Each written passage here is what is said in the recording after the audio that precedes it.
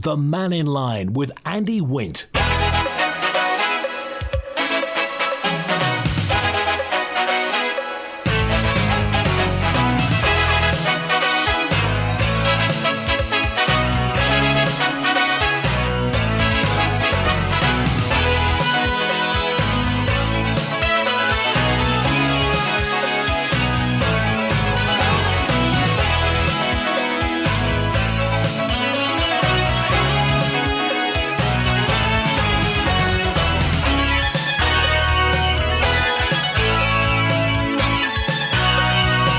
Pastor Mike, good afternoon. We're talking about housing today with David Ashford, MHK,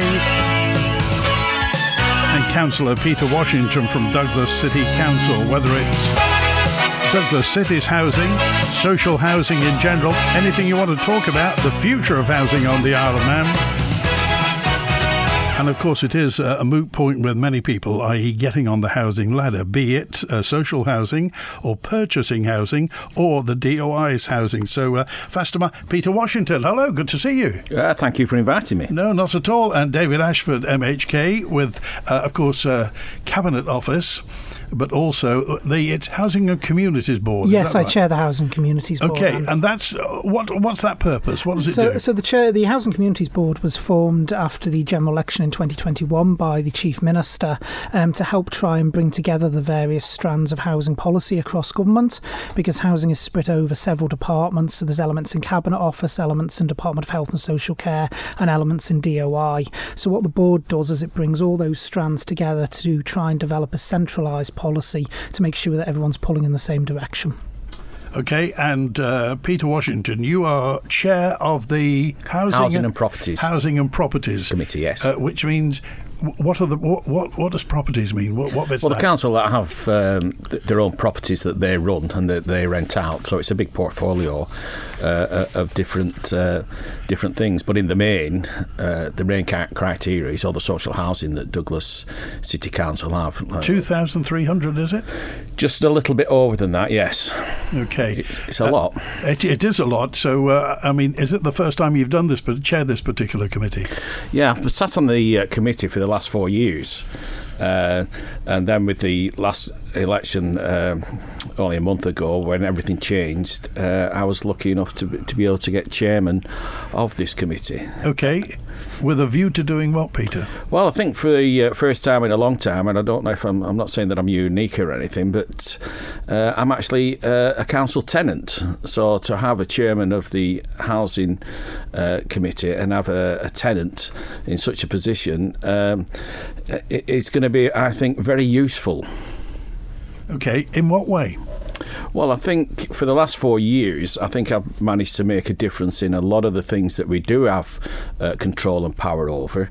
I think the Williston refurbishment, a lot of the initial problems that we were having at the beginning, I've been able to give them first-hand knowledge about the effects that it's having. Right. And quite often it's the humane side of things that sometimes just needs that pointing out. And when people make decisions, if they don't understand that there's a humane cost to it, and to have somebody who's embedded in that community to be able to bring that first hand to them, I think it's made a huge difference. Not just me, but the other members on that committee as well.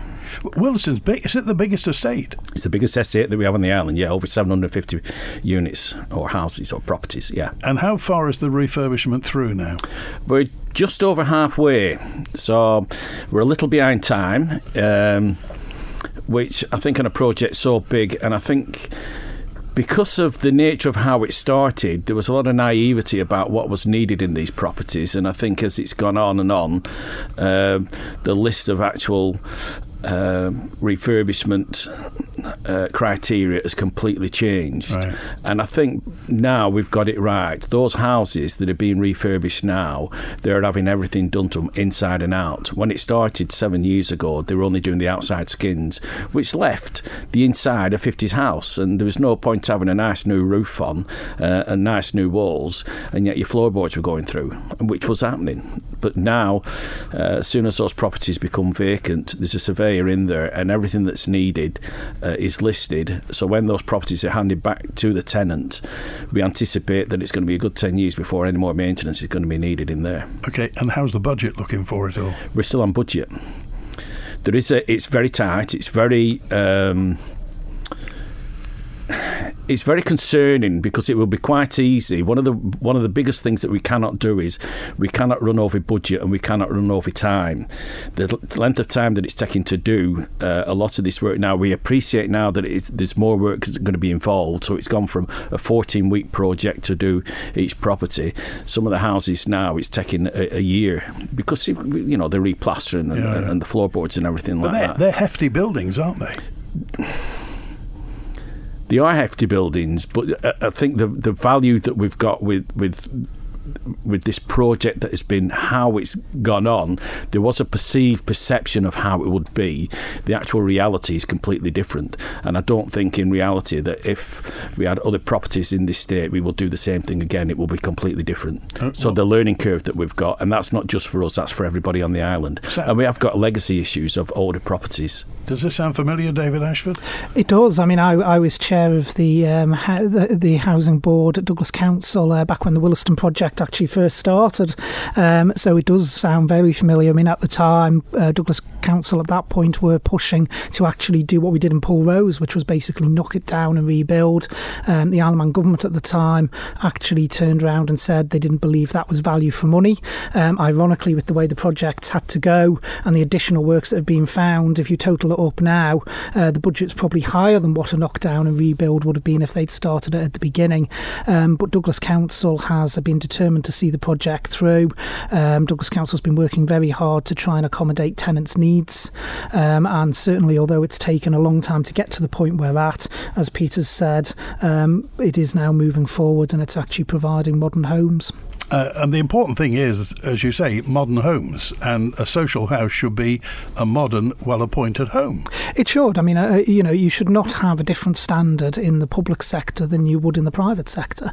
If you were going to rent something privately and you were paying for it privately, you'd expect a certain standard. You should be able to expect that standard off the public sector.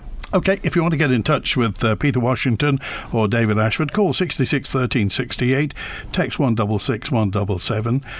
You can WhatsApp on the same number or email studio@manxradio.com. So, Peter Washington, now, do we know what's going to happen to Lord Street flats now? Have they been sold? Well, I know, but I'm not too sure if I can let you know. Well, we appreciate there may be confidentiality bits, but is the project moving forward, shall we say? Yes. One of the things that always about Lord Street, we anticipated that we cannot have that building being left empty for any length of time. It had to be progressed, and the council have done everything in their power to facilitate that. But you've got to appreciate that sometimes we have to ask central government, and sometimes they're not as quick as what we are. And but I think a lot of those issues that we're talking about, what is happening, we're dotting the I's and crossing the T's now, and very hopefully, yes, it will all be. It will all be out, and everybody will know what's happening with it. What we've got to remember is that those properties, 100 years old, the two new blocks of flats that replace them have increased our portfolio, and they've again raised the standards. Yeah. That came in on time, on budget, and that proves that the City Council, when it does come to housing, they take it very seriously. And when we do get delays, it's always not of our making, although we have to take the whipping from the public who believe that it is. Okay, is there a plan to build more social housing in Douglas? Oh, there's a big plan. There's a 10-year plan. We've had a 10-year plan since September 2022. When I first joined, I remember reading that 10-year plan, and it's an absolutely fantastic piece of work, and it's all about increasing the number of properties and the standards of those properties, but unfortunately again it had to go to the government, and the government have been sat on it for the last few years. But this March it's all been updated, and from conversations with government, it's now getting the approval and it's now moving forward. And I think later this year we'll have some big announcements about what actually is entailed in that plan. But it's a very forward-looking plan, and it's a very ambitious plan. And it cuts across not just housing, but community assets and what community needs. And I think we've got to get away from just thinking that social housing is just a building that we put people in. We've got to start building communities. And I think the whole essence of the 10-year plan is about building communities. And presumably you've had sight of that, David? I have indeed, both as a Douglas MHK, but also obviously as chair of the Housing Communities Board. Douglas has got a very ambitious plan. It's a very good plan, and it will radically change and increase the social housing landscape within Douglas. One of the key things is that the Treasury Minister and myself have both been engaging with Douglas Council for about 18 months, 2 years now, to try and get this moving forward, because we both recognise the importance of it and the value of it. One of the big issues, as people will know, has been the housing deficiency and the cost of that, because if you are going to invest in housing, that investment requires quite a large input of public money, and it's important that we know where that public money is coming from. The deficiency has caused issues in the past about the limitations on that, and that has slowed things down. But by working together and having the Treasury Minister involved in conversations with Douglas Council, I think we've found a way forward. OK, can you tell us anything about locations? So that's down to the council, I would say, more than anything, in terms it's their plan, it's not government's plan, right. But we are certainly keen to try and help facilitate that, and that goes the same for the other housing providers around the island as well. We've had the objective assessment of housing need that actually says we need to be building 100 affordable houses a year for the next 10 years to actually meet growing the existing demand. So that means 1,000 houses over the next 10 years, and this administration's recognised that and is determined to drive that forward. OK, just regarding, I'm trying to think, the oldest social housing, is it Hillside? Westmoreland Road. Westmoreland Road, is it? So, without giving too much away, and I don't want to compromise anybody, but you've said that obviously at Paul Rose stuff was dropped and rebuilt. That may have happened at Williston but didn't. Is this something that the council is going to be looking at in the future? Oh, it's definitely. That's part of the 10-year plan. The 10-year plan isn't just about one area in Douglas. It covers the whole of the city of Douglas. And with those numbers of those properties, we've certainly got some legacy issues, and some of the smaller estates. Every part of our estate or of social housing is going to be incorporated in this 10-year plan, and some of the assets are going to be moved around. So there's going to be an increase. The overall increase in properties is one of the driving forces about it. But there are some interesting issues about it, but you've got to appreciate that we're talking about these homes that people are living in now, and what I don't want to do is to have a fear factor by saying that some people might be thinking that their house isn't going to be there. But we have to engage with all our tenants before we can go public on this, so that everybody knows at what stage where we're at and what it is. We don't like moving people unnecessarily. I think we learned that lesson at Williston, moving people into transit houses, and there's a lot of engagement we've got to have with a lot of the tenants, and their security and their safe well-being has got to be paramount in anything that we do. OK, so just let's get this straight then. For the 10-year plan, is the money there? Is the money there for that? Is the budget there for that? What point in the process are you? Well, I think this is where me and David have a slight variation in opinions, because this deficit, I've been at this since 2019, and the deficit is what's collected in rents versus what it costs to actually run. And I think the housing, the Minister for DOI, Dr. Michelle Haywood, MHK, she released a report early this year, the Altair report, of where they were going to think of building a housing association. But one of the issues that came to light in there when you read that report, and it is public, is DOI have been taking £5 million a year from rents and spending it on other things in DOI. So I don't understand how we've got a deficit of around £1 million when DOI are taking £5 million a year out and spending it on other things. I think it's very controversial. I think there's a lot of smoke and mirrors, and I think, openness and transparency hasn't been what it should have been, and I'd like more openness and transparency to find out where that money has been going. Just to be clear, though, that is the amount of money that is actually raised from DOI housing solely. The deficiency in relation to that, because the DOI housing actually covers itself in terms of the rents coming in. The deficiency relates to all the other housing authorities on the island, and the amount of deficiency each year has been steadily climbing from about 3 million to 4 million to 5 million, projected up to 7 million a year. But one of the things I have always said is that we need to actually reform the way the deficiency is calculated, because one of the issues has been that the deficiency sits with whichever department has overall control of local government and housing, and that is at the moment is DOI, but it sits as a budget line. So for instance, if they go over the allocated amount of deficiency, that department then has to find it within its own budgets, and you would have a ludicrous situation of DOI, say the deficiency went from 7 to 8 million, of having to take £1 million off highways or somewhere else to actually balance it out. In relation to the additional monies on top that DOI actually redistributes elsewhere, the DOI is looking to see where those funding goes, but from my understanding, most of it actually relates to paying for the housing service itself that actually sits within DOI. Okay, so could you just map out for us then where DOI sits in relation to an operation of public housing? So DOI holds the actual public housing function. So the actual public housing team, which is responsible for the overall regulation of public housing and also manages DOI's stock, actually sits within DOI.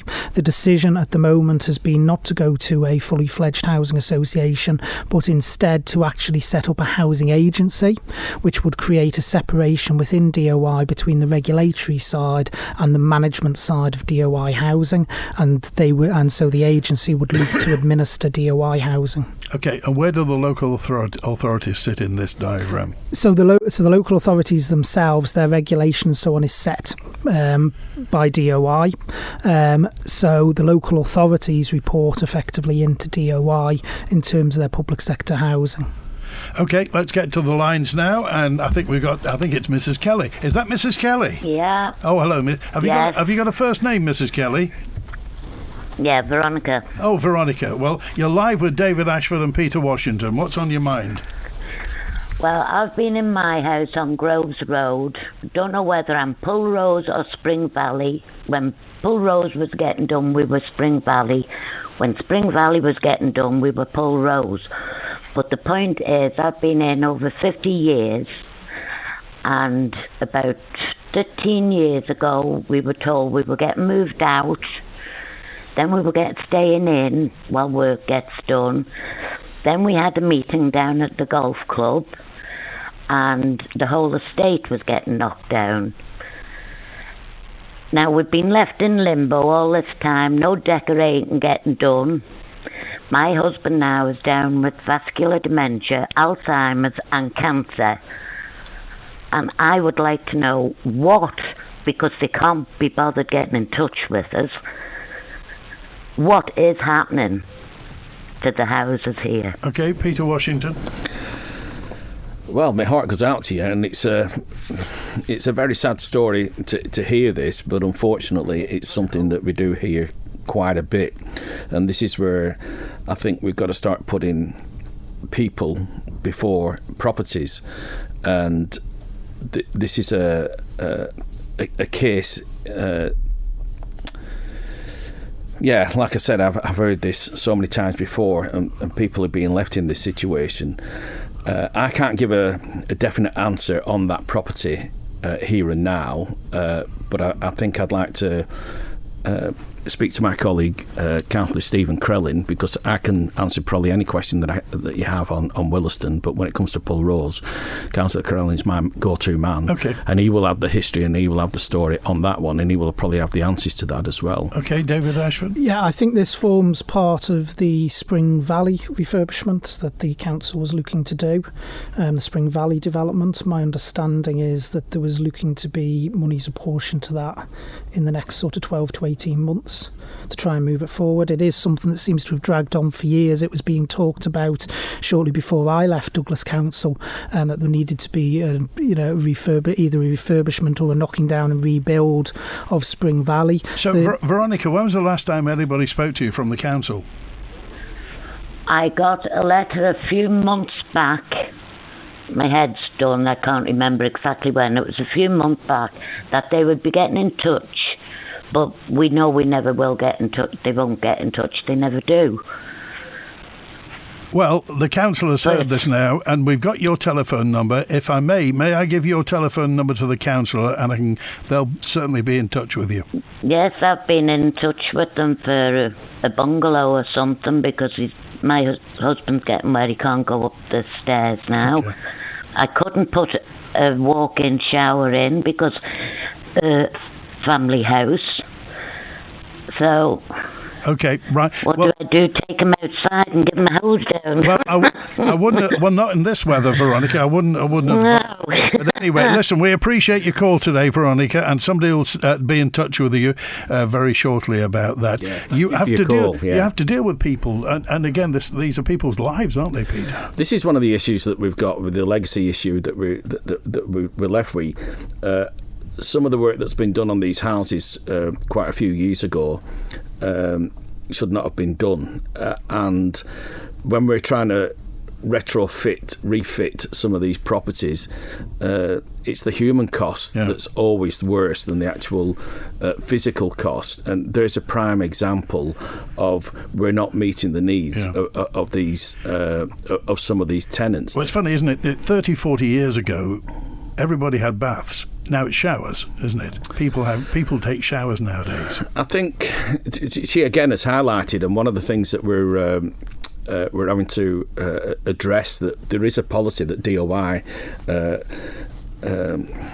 enforce with us that we've got to follow, is about we cannot put showers in council houses. They've got this policy, and it's a ridiculous thing that on the first floor you've got to have a bath. You can't have a shower.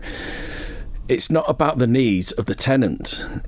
Right. That policy is where it's come from. I don't know, but I often have to challenge this, because what we should be looking at is the needs of the tenant, not a policy which is about property and about bricks and mortar. Are you familiar with that? Well, just to be clear, there is an adaptions policy that actually allows for showers to be installed. So, for instance, there's several tenants I'm aware of where the council has installed showers instead of baths. They've taken the baths out and put accessible showers in. I can think of one up in Williston on Conister Road that's not long been done, and another up on Viking Road. So it can happen. I think the general policy has generally been initially to have baths in, but one of the key points that Peter made is about the ageing stock, and that's something I've gone on about for quite a long time, because Douglas were actually quite strong pioneers when it came to public sector housing. So you had Williston built in the 40s and 50s, you had Paul Rose in the 30s and 40s, you had Westmoreland Road even earlier, the first proper sort of public sector housing on the island. And the problem is all of those properties are now becoming of age, so to speak, so they're all needing work. And one of the challenges Douglas has is with that ageing stock, it requires more maintenance. So one of the things I have always supported is that there should be a differential in maintenance allowance dependent upon the age of the stock, because at the moment, if you're a local authority that has brand new stock all built, say, in the last 20 years, and you're another local authority or housing provider that has an 80-year-old stock, you still receive the same percentage of rent to retain for maintenance. And I've always believed there should be a differential taking into account the realistic proposition that those with older properties are going to have to spend more. Okay, let's go back to the lines. Patrick's with us now. Hi, Patrick. You're live with Peter Washington and David Ashford. Yes, I'm complaining about a property I own in Kirkmichael. It's called The Cottage, and next door is Chase House. It's a big building. It's been empty for years. I spent £4,000 after the last tenant died to renew it, and what's happening is the water is coming into my property, and it has done for over 12 months. I've asked people, no one wants to do anything about it. I'm sick to death of it. Okay. Right, okay. David, this is more David Ashford. So there is powers for the local authority under the Building Control Act to be able to take action against any dilapidated properties or properties that are causing a nuisance to other to other properties. Obviously, I don't know the exact details of that, but actually, if you send me an email, it's david.ashford@gov.im, then I'll happily look into that individual one for you. But it could also, if the property is actually empty, it could also be worth seeing if the MUA will actually cut the water supply off to that property if that's where it's coming from. But if you send me an email, then I'll happily take a look at it myself personally for you. Chimney stack that's leaking into coming into. Oh, so sorry, it's not. So it's not the water supply; it's physically coming in. So there is powers under the Building Control Act for a local authority to be able to take action against a property that is causing a nuisance to another. But again, if you email me, I will still look at it personally for you. Okay, Patrick, thank you for that. The email address, David, once again is. So it's david.ashford@gov.im. Okay, Sean in Douglas is a WhatsApp in for this and just said, why are there so many houses empty in Williston and some of them are refurbished and been emptying for a long time? Lost revenue. Also, bungalows in Fenella Avenue are still empty. What's going on with this? It's a bit disappointing, he said. What's the situation, Peter Washington? So part of the refurbishment scheme is that we've got to move people out of the house while their house is being done up. So we've got all these transit houses. So a lot of these transit houses, because of the length of time that it's been taken from one phase to the next phase, there has been an overspill that some of those houses have been empty for longer than we would have liked. But that's in the main down to trying to keep on time with that's why we cannot afford to go overtime on this project.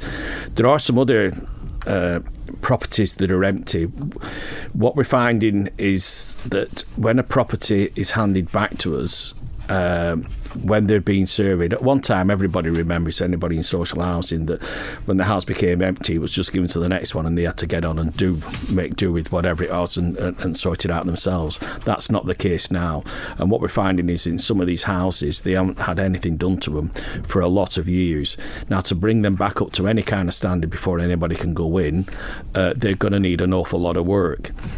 Now, the economics behind this is that we can't just do each house individually when it comes up. So what we're doing is we're actually grouping these together and possibly getting around 10 houses together, getting one contractor to come in to do the whole 10. And that means they can work round all the different parts of the house. And if they're waiting for plaster to dry in one place, they can be on with the next property and the next property so that they can bring them back. But again, it's this legacy issue of an ageing stock that we're having to bring up to modern standards, and it's taking time and it's taking money, but it is being addressed now.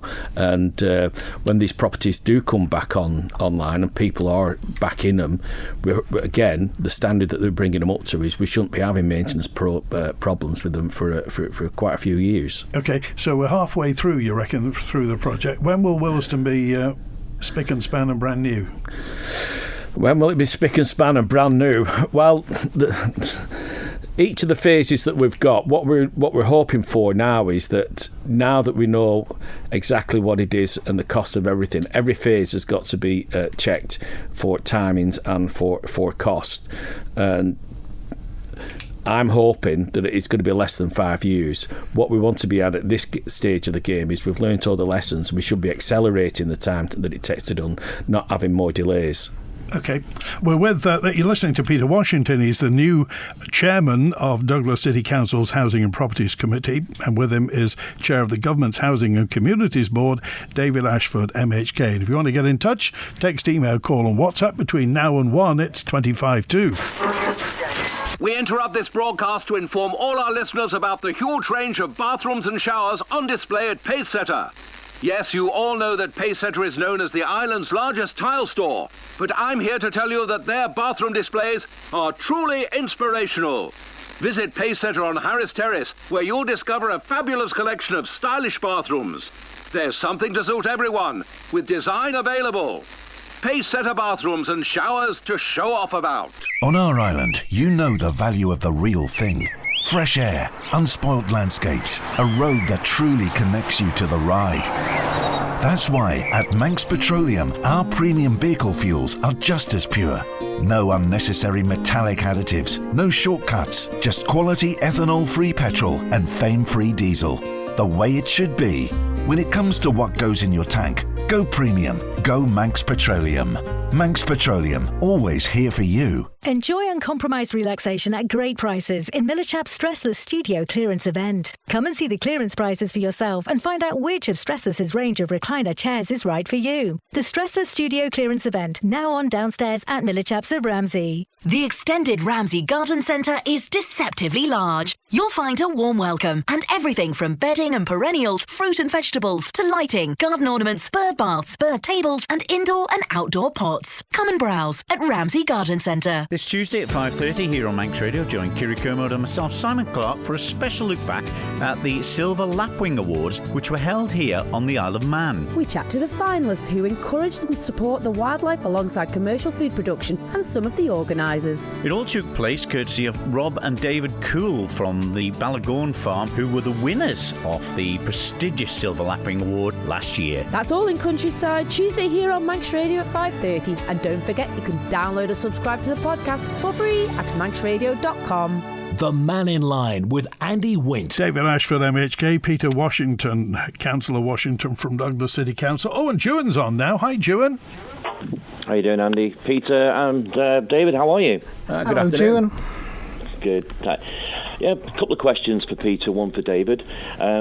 Peter, years ago in the council housing, you used to have regular inspections. Inspector used to go around and inspect the properties, which obviously would show up maintenance issues a lot quicker without it being a big issue. It sounds like you don't have inspectors there now anymore, and I'm just wondering, is that something that really should be brought in? So, as you said, the housing stock is getting older and needs more repair a lot more quickly. Okay, Peter? Yeah, I think you've got to realise a lot of the history about social housing here, I get off of the people, my neighbours that live around me, and they tell me that years ago the painters would be around, they'd be painting the window frames, the roof suffixes, and there was the maintenance was done on a proper cycle, and somewhere in the 70s and 80s that just all dropped off, and I think that's when we got to the stage where around about the 2000s, when people were coming into the houses and nothing had been done, they were just empty shells. But I think now the council have realised that they cannot that cannot carry on. We cannot let substandard houses out to tenants, and that's why that short-sightedness all them years ago is costing us a lot of money now to actually catch up. But I can assure you now that there are people, every house is being inspected, and there is a cycle of works to be done, because we cannot get in that situation again that when houses are being given back to us and you walk in, they're in an absolutely, some of them are nearly falling down. Is this a direct labour force or contractors? Well, at the moment we have contractors doing it around, and like I've explained once, when we get some really big jobs, our staff can't do it. We have had an issue over the last few years that we couldn't recruit staff, and that was all about single status and the pay awards and what have you. But now that the council workforce is getting paid to a level that's equal to lots of other people, we have started recruiting again. And if you go on the website, there are maintenance people that they are advertising for, painters and maintenance people. But yeah, there is again a way things have been done in the past have led us to where we are now. But that's not where we are now, and we are definitely going forward with planned maintenance. Okay, Juan?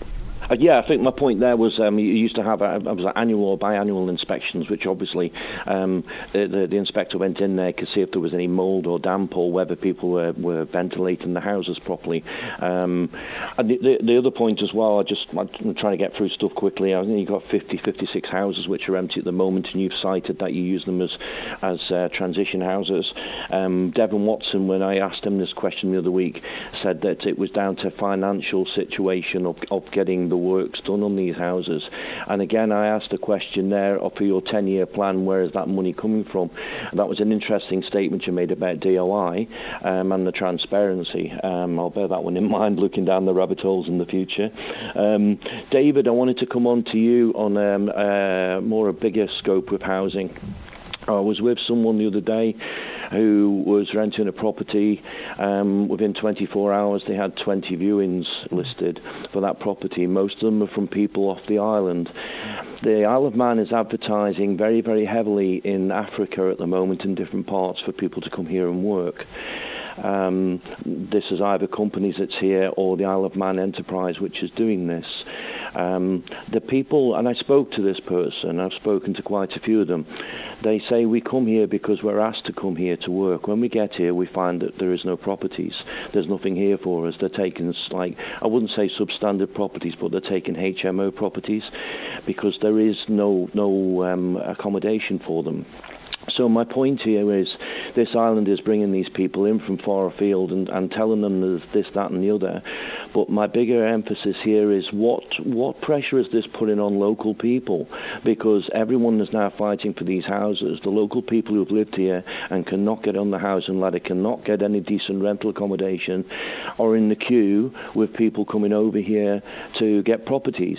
So with your vision of centralised planning, etc., and joined-up government thinking, where does that lie within this plan? So where that lies, Stuart, is you're quite right, and there's no point beating around the bush with it. The private rental sector at the moment is under a huge amount of pressure.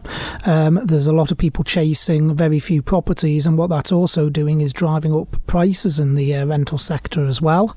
There's no one-size-fits-all solution. The solution basically is that we increase the amount of public sector housing available in terms of social housing, but we also allow those who are in the private sector rental who want to buy the ability to buy.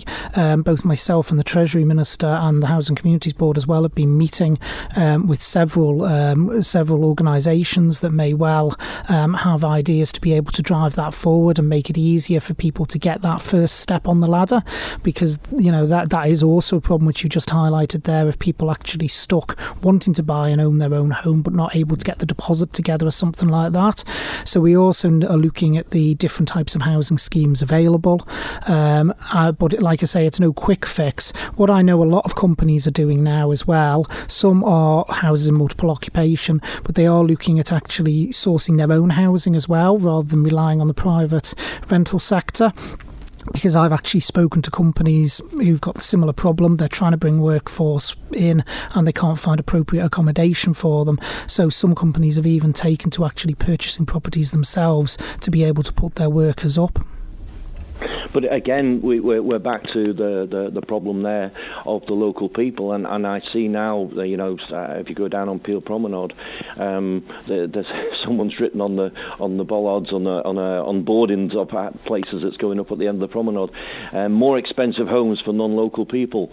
So we're getting a fooloo attitude coming back in again if we're not careful, David. Well, because local people are getting are getting a little bit upset that there's nothing there for them. Well, there's several things we need to do, which is firstly encourage people back into the private rental market. What we have seen is a contraction of that, and I've spoken to various landlords about why that is actually happening. Is that because of the Landlords Act? There's several reasons. I have had feedback, I'll be perfectly honest, with some saying they're worried about where the regulation might sit and the increased pressure, because there is always a myth out there that we've got multi-millionaire landlords owning hundreds of properties, and while we do have a couple, the vast majority of our landlords are actually small landlords owning 2 or 3 properties, and they're worried about the impact on them. But also with the way interest rates have gone and buy-to-let mortgages, that's made it more expensive for people to enter the buy-to-let market, and also a lot of people have found out that actually, again, with the way interest rates are, if they actually withdraw from the private sector rental market and put the money in the bank, they're actually getting a higher return in some cases than actually being in the rental sector. So there's a multitude of factors that have actually caused this, but the important thing is that we try to encourage people to get in there, but we also ensure that those that need social housing and those that want to buy who are currently stuck in the rental sector actually have the ability to either get into social housing by us expanding social housing, or be able to buy their own home via schemes that actually suit them, and that in itself will then release the pressure in the private rental market. Like I say, I'd love the fact there was a single solution that would be able to fix this, but it is a multitude of things that will actually release the pressure. Okay, and I've had a couple of messages about this on the same lines, and it is, as Juan said, we go back to the time when people resented people coming in from outside and took matters into their own hands sometimes. Now, if people who are resident on the Isle of Man and have been resident for a while simply can't get onto the ladder, whether it's private rental or whatever, and they see people coming in from outside who get onto the ladder, then that's a source of social unease, don't you think? It can create social unease in the longer term, and I think one of the absolutely key things, Andy, is that, like I say, we ensure that all the different strands that we are currently working on as a government actually come together and deliver, because certainly in terms of the first-time buyer schemes, you have to have residency criteria to be able to enter those. You can't just come to the island and suddenly try and pick up a first-time buyer's house or help and support. There is residency criteria around that, and what we need to do as well is be looking at what schemes are available, what the criteria are, and as I said in my immigration statement to Tim Ward only 2 months ago, ensuring that we put Manx residents and Manx people first. Okay, thanks, Juan. Thank you, guys. Can I just put another aspect on that? We're looking at a cliff edge in a few years' time, because we're going to have people that can't get on the housing ladder. They're stuck in rented accommodation, and then at some point when they come to retire, their income is going to drop. They're not going to be able to afford to rent at the prices that they've got. Where are them people going to go? This is imperative that more social housing is built to expand the availability of housing, but also we've got to start looking at the future to see where we've got people. There's no point having people working here all their working lives, and then when they come to retire, they take their Manx pension and have to go to England to live because it's cheaper. And that's one of the reasons, Andy, that actually that is recognised in the Objective Assessment of Housing Need. So if you look at the pipeline over the next 4 years alone, in 2025 there's going to be 48 public sector rental houses completed, 2026 50, 2027 74, and 2028 currently 35 planned, but that number will obviously go up because it's so far into the future. That was exactly what was actually identified, and we have to deliver 100 affordable houses a year over the next 10 years just to meet current demand. Okay, we're with David Ashford, MHK, and Peter Washington from Douglas City Council, and if you want to get a note in, you can text, email, WhatsApp, or you can call. Back pain, neck pain, headaches, joint pain. At Align for Life Spine and Posture Clinic, we've been helping Manx residents for 15 years with our holistic, evidence-based care and therapies. Plus, we're now open Saturdays to make it even easier to see us. Visit our brand new website at alignforlife.com or find us on Facebook for opening hours and more information. Align for Life, 15 years serving the community of the Isle of Man. Looking for a dementia care home? Summer Hillview is a brand new purpose-built care home, providing fabulous accommodation and excellent EMI nursing care. With bespoke care plans and registered nurses on hand, delivering round-the-clock care alongside a fully trained care team. There's a daily activity schedule for a full and active life, and the care home is fully accessible to loved ones, friends and family. For information, call 777 077. Summer Hillview, putting you at the centre of your care. Do you want to have your voice heard? The Isle of Man government wants to connect with you. Join the Chief Minister and the Council of Ministers at a roadshow event near you. Monday the 30th of June at Ramsey Grammar School. Tuesday 1st of July at Ballacameen High School, Douglas. Wednesday the 2nd at Castle Rushen High School. And Thursday the 3rd at Queen Elizabeth II High School, Peel. All events are from 5:30 until 8. And doors open at 5:15. You'll have the chance to meet ministers one-on-one, share your thoughts on national matters and take part in a Q&A session. We're listening to you. Register your free attendance at islandplan.im/roadshows. On last week's agenda, Laurie Hooper called out government for requiring higher pay for migrant workers than Manx workers, but was he right? The Treasury Minister doesn't think so, and he puts his case to agenda. Mr Hooper also suggested he would pull his Tynwald motion on releasing more detail about schools' assessment if the Education Minister conceded an improved position. The motion wasn't moved, so agenda asks the Minister what did she do to pacify Mr Hooper. That's all on agenda this evening at 5:30pm on Manx Radio with me, Phil Gaughan. Is a war of words developing in Ramsey between the two MHKs? The Mannin Line with Andy Wint. With David Ashford, MHK, and Peter Washington from Douglas City Council. And Peter Washington, could you explain the allowed income for a couple to get on social housing? Is it 36,000? It's 38,500. Okay, yet two people on minimum wage of $12.25 per hour, both working 37 hours, is 47,000. This is the elephant in the room, that when we're talking about social housing, that this is an issue that keeps being put to one side. As a councillor and as a tenant, if I want to appeal against a 5-year fixed-term tenancy, there's no appeal process. So these figures that are being introduced, that have been introduced, you can't challenge them. You can't appeal against them. They're being forced on tenants. And this is certainly a bigger time bomb than the one that I've previously been talking about. So we're in a position where the only people that are going to be able to put the name down for social housing are going to be people that are on benefits. That's the levels that it's got. And that issue then creates a problem, because people who traditionally would have been wanting to put the name down on social housing are being excluded. That means we've got lots of families who are having to work, both parents working 2 jobs, just to pay the rent and a private accommodation. When they think, well, I'll be better off in social housing, they earn too much money.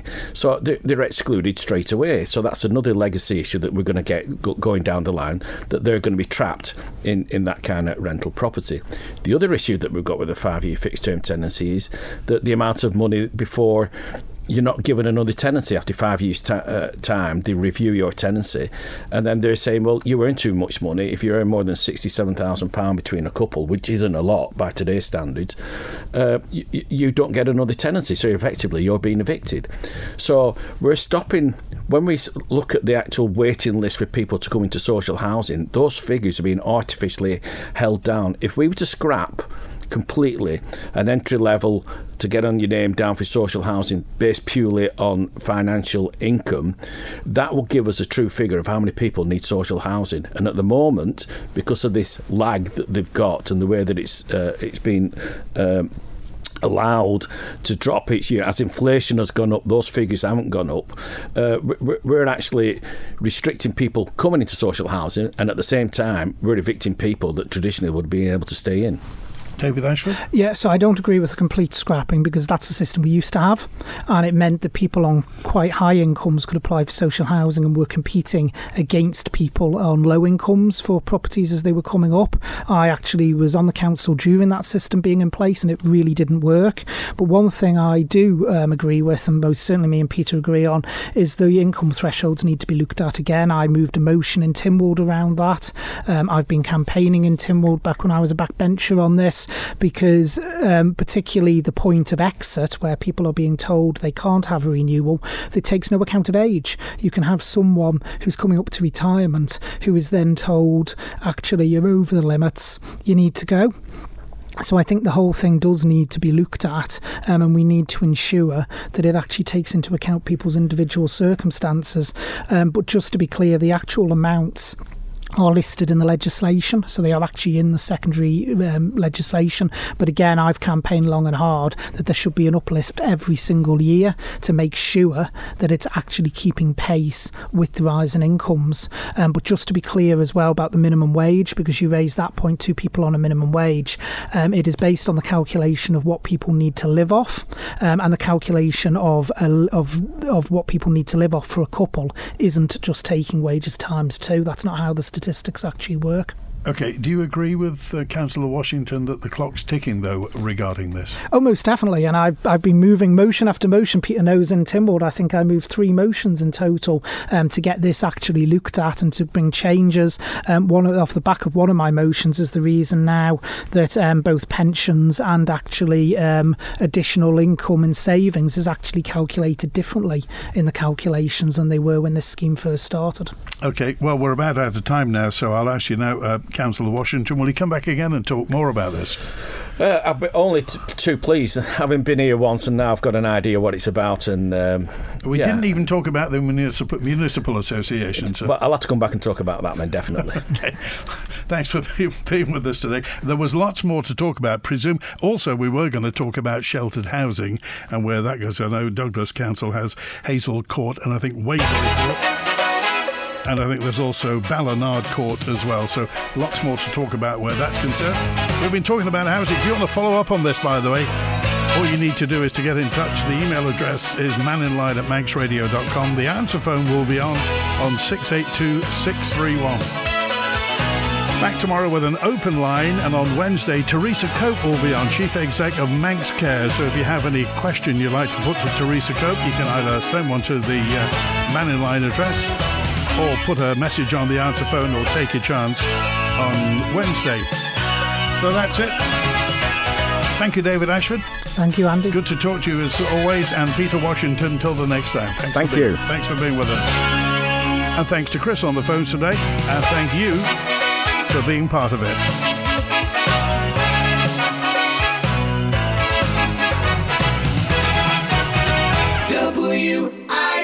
WINT